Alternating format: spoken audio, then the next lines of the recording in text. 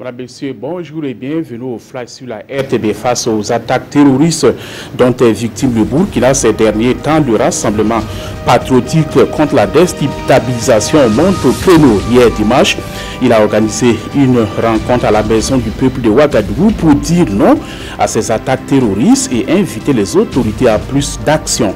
Une vingtaine d'OSC étaient blessés de l'insurrection et les policiers radiés ont pris part à la rencontre. Au sujet donc du débat sur un éventuel retour de l'ancien président du Faso, ces structures disent n'est pas si opposé, mais à condition qu'il réponde devant la justice une fois au pays. Pour assurer une gestion rationnelle des ressources en eau au Burkina, le gouvernement a mis en place une police de l'eau. Le concept a vu le jour en 2006 pour réglementer l'usage de l'eau au Burkina. Cette police, présente dans 3 régions, est appelée à s'étendre sur l'ensemble du territoire national. C'est dans cette perspective que le département en charge de l'eau et de l'assainissement a organisé un atelier pour présenter la structure aux différents acteurs concernés pour une meilleure appropriation de cette nouvelle donne en matière de gestion des ressources en eau au Burkina. Au regard du contexte sécuritaire international peu favorable aux visiteurs étrangers, le 12e Salon international du tourisme de l'hôtellerie de Ouagadougou a placé au centre des réflexions la promotion du tourisme interne. À cet effet, une excursion a été organisée dans plusieurs sites touristiques du pays. Une sortie qui a permis à plusieurs acteurs de découvrir de nombreuses potentialités dont recorche le Burkina Faso en matière de tourisme.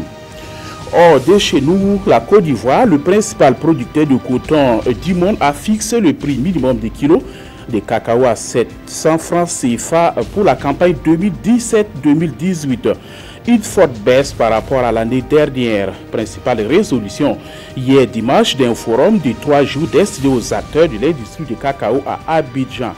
Bien que la production a augmenté de 28% pour atteindre 2,15 millions de tonnes en 2016 et en 2017, les prix mondiaux du cacao ont diminué de plus d'un tiers.